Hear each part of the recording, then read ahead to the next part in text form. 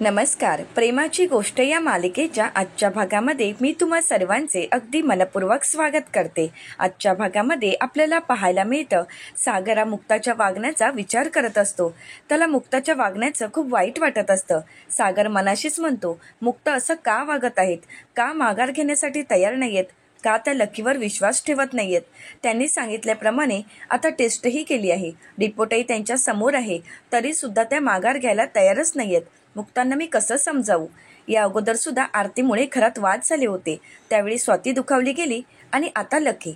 परंतु मला मान्य आहे की त्यावेळी आरतीचं अगदी बरोबर होतं, परंतु यावेळी नाही. आरती असं जे काही बोलत आहे ते खरं असूच शकत नाही, कारण लकी एवढ्या थराला जाईल असं मला तरी वाटत नाही आणि माझी खात्री आहे लकी असं काहीही करणार नाही. परंतु मुक्ताचं काय? मुक्ता तर समजून घ्यायला तयारच नाहीयेत. त्यांच्या मनामध्ये हे अजूनही असंच आहे की हे सगळं काही लकीनेच केलं आहे. मी कसं समजावू त्यांना? आता सागरा मुक्ताचा विचार करत असतो. त्याचवेळी मिहिरा आनंदाची बातमी घेऊन ऑफिसमध्ये आलेला असतो. आता मिहीर खूप खुश असतो आणि सागरला म्हणतो, दादूस खरंच तुझं खूप खूप अभिनंदन. तर आता सागर म्हणतो, माझं अभिनंदन करण्याइतपत काहीही घडत नाही. तर आता मिहीर म्हणतो, परंतु दादूस जे काही घडलं आहे ते विचारून तरी घे. अरे दादूस, तुला माहीत नाहीये, Asia's business of the year या अवॉर्डच्या नामांकनासाठी तुझी निवड झाली आहे. त्यामध्ये तुझं नाव घेतलं जात आहे. खरंच तुझं अगदी मनापासून अभिनंदन. आता मात्र सागरला सुद्धा खूप आनंद झालेला असतो. सागर विचारतो, काय? तर मिहीर म्हणतो की हो, Asia's business of the year तुला माहीत आहे ना? तर आता सागर म्हणतो की हो, नाव ऐकून तरी माहीत आहे, परंतु त्यासाठी मला नामांकन मिळेल असं कधी मला वाटलंही नव्हतं. तर आता मिहीर म्हणतो, हो दादूस, तुला नामांकन मिळालं आहे, परंतु तुझ्यासोबतच अजून एक वाईट बातमी आहे. ती म्हणजे अजून एका बिझनेसमॅनची निवड झाली आहे, ते म्हणजे हर्षवर्धन अधिकारी. परंतु ही काही कॉम्पिटिशन नाही आहे, कारण मला खात्री आहे हर्षवर्धन अधिकारी तुझ्यासमोर काहीच नाही आणि या वर्षीचा हा अवॉर्ड तुलाच मिळणार आहे याची मला 100% खात्री आहे. आणि अरे आता असं काय बघत राहिलायस आणि एवढा शांत का आहेस? अरे ही आनंदाची बातमी मुक्तावहिनींना तरी दे. आता सागर मात्र काहीच बोलत नाही. तर दुसरीकडे पाहायला मिळतं, मुक्ताही डॉक्टर बेंद्रे यांचा विचार करत असते की आता काय करावं, डॉक्टर बेंद्रे यांची भेट कशी घ्यावी. त्यावेळी तिच्या लक्षात येतं की डॉक्टर बेंद्रे हे आता US वरून आत्ताच आले आहेत, म्हणजे नक्कीच आशुशी यांची ओळख असेल का, असा विचार मुक्ता करत असते. आणि त्याचवेळी आशू हा मुक्ताला भेटण्यासाठी तिथे आलेला असतो. आता आशू विचारतो, मॅडम आत येऊ का? मुक्ता ज्यावेळी पाहते त्यावेळी आशू आलेला असतो. आता आशूला पाहताच मुक्ताही आशूला म्हणते, आशू आता मी तुझाच तर विचार करत होते. आता मुक्ताही आपला विचार करत होते. हे ऐकल्यानंतर आशू जरा नाटक करत म्हणतो, खरंच खरंच मला काहीतरी होत आहे. मुक्ता विचारते, आशू काय होत आहे तुला? आशूने खुर्चीवर पडण्याचं नाटक केलेलं असतं. तर त्यानंतर मुक्ताही आशूला म्हणते, आशू ही नाटक करण्याची आणि फिल्मी वागण्याची वेळ नाही. तर आता आशू म्हणतो, हो तू माझी आठवण काढली आहेस, म्हणजे नक्कीच तुझं काहीतरी माझ्याजवळ महत्त्वाचं काम असणार. बोल काय झालंय नक्की? तर आता मुक्ताही आशूला रिपोर्ट दाखवते आणि आशूला त्यामध्ये असणारी तारीख दाखवते, कारण त्यामध्ये 2023 असं लिहिलेलं असतं. त्यावेळी आशूलाही धक्का बसतो. तर मुक्ताही आशूला म्हणते, आशू ज्यावेळी हे मी पाहिलं त्यावेळी मी लगेच AV लॅबला फोन केला होता आणि त्यातील डॉक्टर बेंद्रे यांची भेट घेण्याचं ठरवलं, परंतु त्यांच्या असिस्टंटनी मला सांगितलं आहे की ते काही दिवसासाठी बाहेरगावी गेले आहेत, त्यामुळे त्यांची भेट होऊ शकत नाही. परंतु तिच्या बोलण्यामध्ये मला काहीतरी खटकत आहे, कारण ज्यावेळी मी तिला विचारलं की ते परत कधी येणार आहेत तर तिने सडनली फोनच कट केला आणि म्हणूनच मला वाटलं की कदाचित तू त्यांना ओळखत असशील, कारण ते या अगोदर USलाच होते. आशू विचारतो, नक्की त्यांचं नाव काय आहे? तर आता मुक्ता म्हणू लागते, डॉक्टर सुहास बेंद्रे. तर आता आशू विचार करतो. आशूच्या लक्षात येतं की डॉक्टर सुहास बेंद्रे आणि आपली ओळख आहे. आशू म्हणतो, एक मिनिट, डॉक्टर सुहास बेंद्रे यांच्यासोबत माझी चांगलीच ओळख आहे आणि कदाचित त्यांचा नंबरही माझ्याजवळ असेल. असं म्हणत आशू पाहतो तर आशूच्या मोबाईलमध्ये डॉक्टर सुहास बेंद्रे यांचा नंबरही असतो. आता आशू फोन करतो.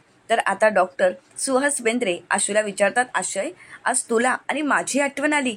तर आता आशू म्हणतो की हो, इंडियामध्ये आलो आहे तर सर्वांनाच कॉल करत आहे आणि म्हणूनच म्हटलं बघावं आता तुम्ही कुठे आहात.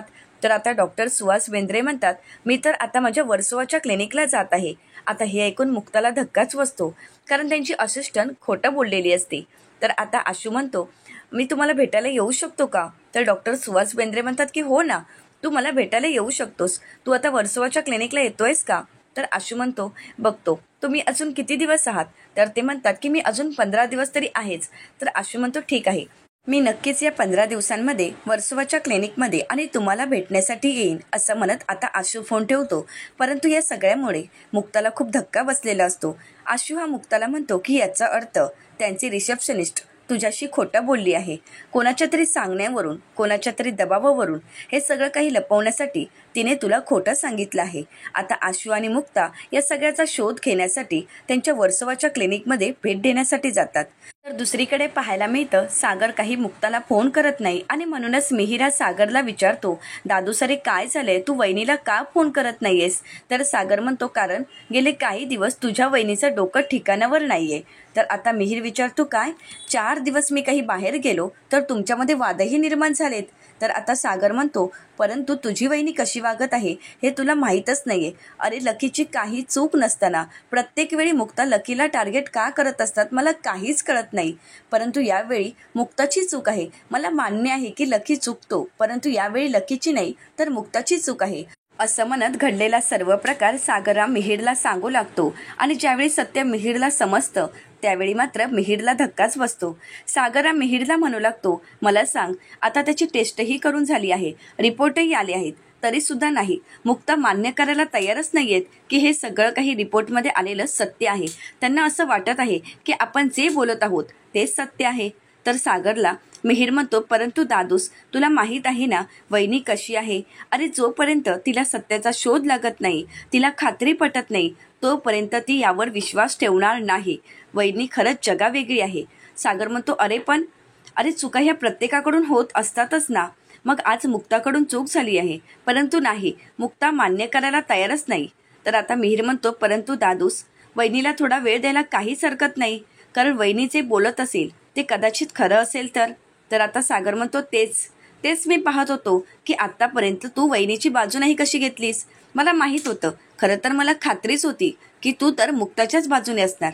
मिहिर म्हणतो, दादूस, असं काही नाही, कारण वहिनी जे काही करत असते त्याबद्दल मला चांगलंच माहीत आहे आणि वहिनी असं वाईट कधीही वागणार नाही आणि कोणाचाही वाईट विचार करणार नाही. कदाचित जे काही घडलं असेल त्या सत्याचा तिला शोध घ्यायचा असेल.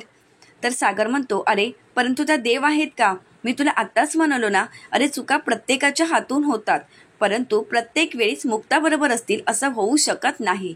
आता सागरची ती चिडचिड पाहून मिहिरा सागरला म्हणतो, दादूस, तू एक काम कर ना, तू जरा शांत हो आणि आता जी आनंदाची बातमी समजली आहे ती जाऊन घरच्यांना दे.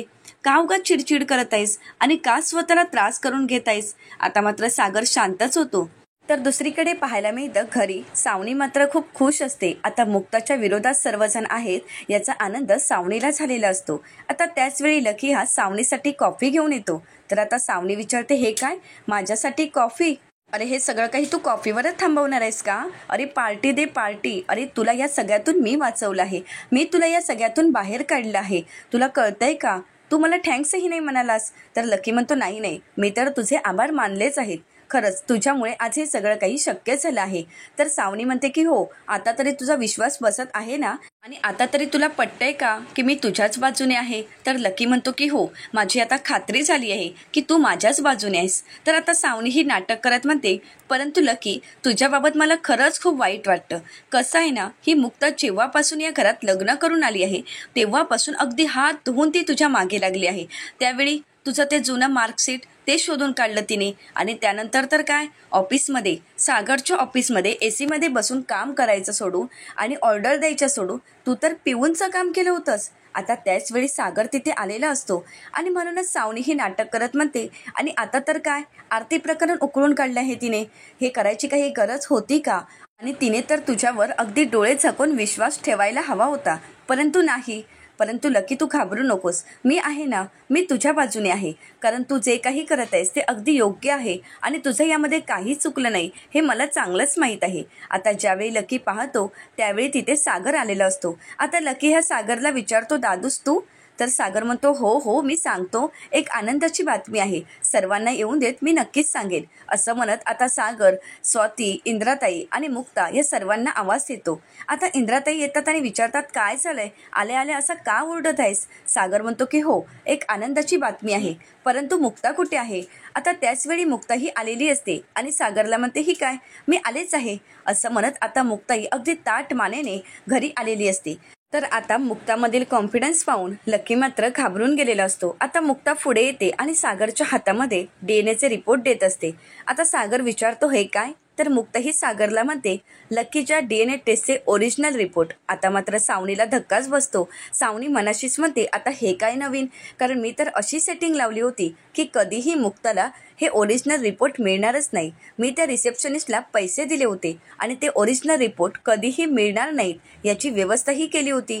घाबरू नकोस मुक्ता, ते रिपोर्ट तुझ्या कधीही हाती लागणार नाहीत. सागर, आता मुक्ताचा खरेपणा आणि मी केलेले सगळे काही प्लॅन हे नक्कीच सत्यात उतरणार आहेत. मुक्ता कधीही सिद्ध करू शकत नाही की ते बाळ लकीचंच आहे. असं म्हणत सावनी मनातून खूप खुश असते. आता ज्यावेळी सागर ते रिपोर्ट पाहतो त्यावेळी मात्र सागरच्या पायाखालची जमीनच सरकते, कारण त्यामध्ये रिपोर्ट पॉझिटिव्ह आलेले असतात. आता ते पॉझिटिव्ह रिपोर्ट पाहून सागरला काय बोलावं काहीच कळत नाही.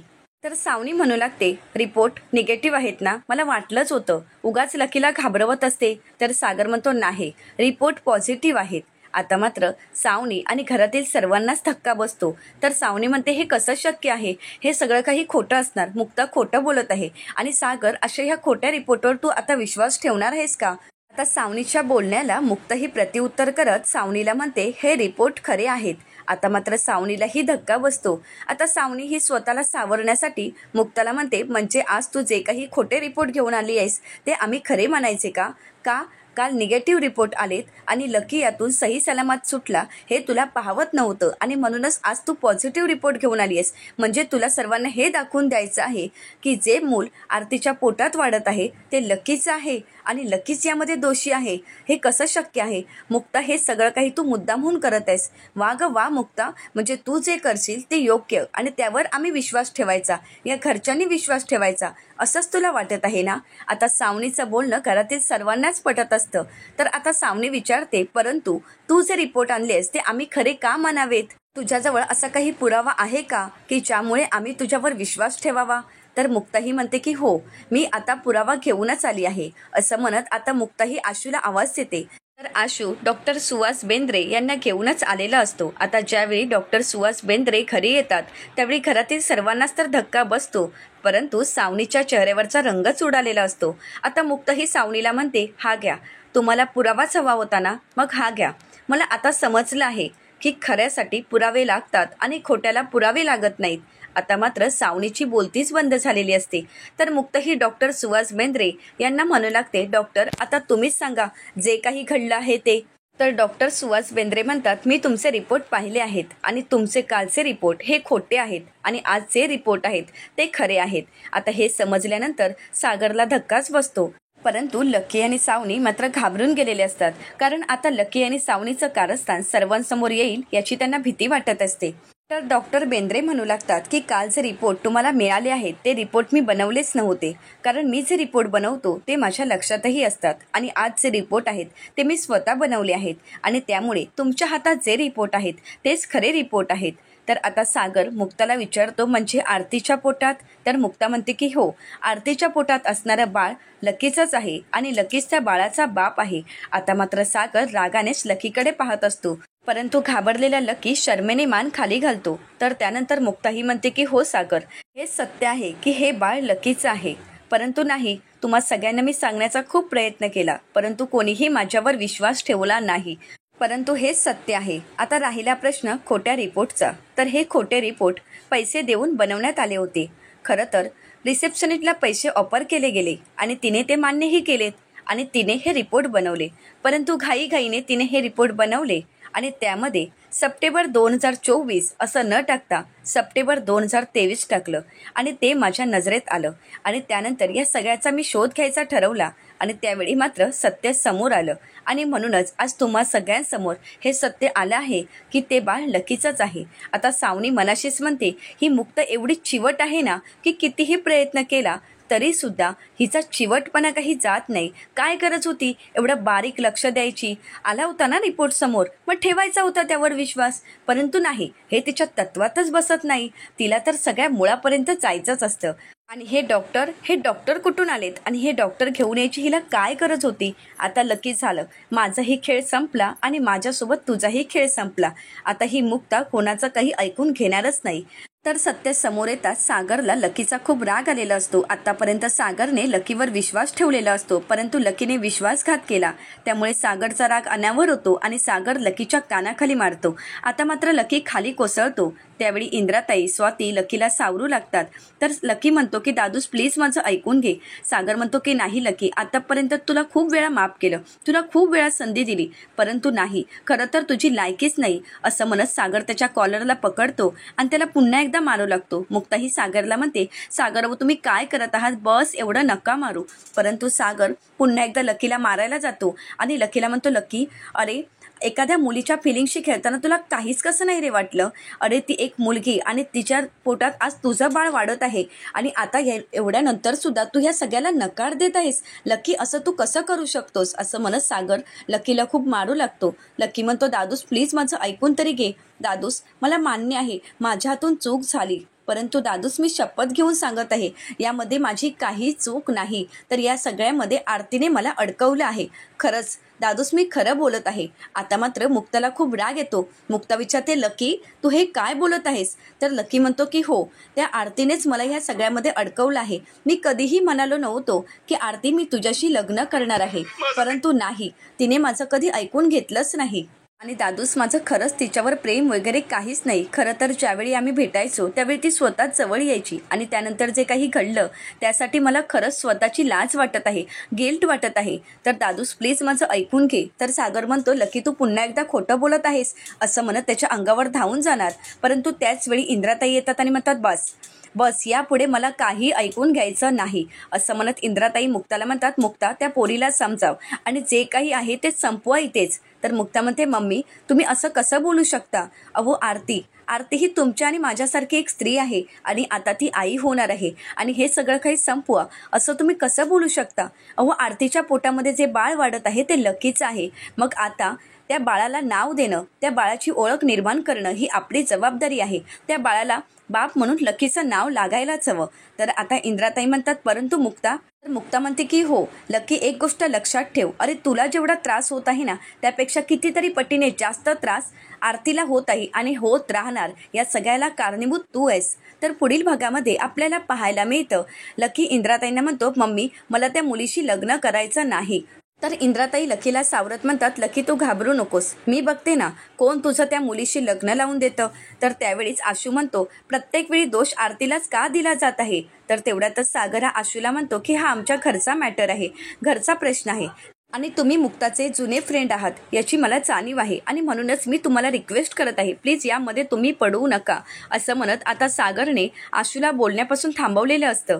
तर इंद्राताई म्हणू लागतात, आता कोणीही काही बोलणार नाही. असं म्हणत इंद्राताई लकीला आतमध्ये घेऊन जातात. आता मात्र मुक्तालाही धक्का बसतो की एवढं सगळं करूनही घरातल्या सर्वांनाच लकीची बाजू खरी वाटत असते. सागरला खूप वाईट वाटत असतं, परंतु सावनी मात्र खूप खुश असते. आता या सगळ्याला मुक्ता कशा प्रकारे सामोरी जाईल? आता एवढं सगळं घडूनही मुक्ता ही आरती आणि तिच्या बाळाला न्याय मिळवून देऊ शकेल का? हे पाहणं अतिशय रंजक ठरणार आहे. अशाच मालिकेचे नवनवीन अपडेट पाहण्यासाठी चॅनलला नक्कीच सबस्क्राईब करा. आजचा व्हिडिओ तुम्हाला कसा वाटला हे कमेंट करून नक्कीच कळवा. आजचा व्हिडिओ पाहिल्याबद्दल तुम्हा सर्वांचेच अगदी मनपूर्वक धन्यवाद.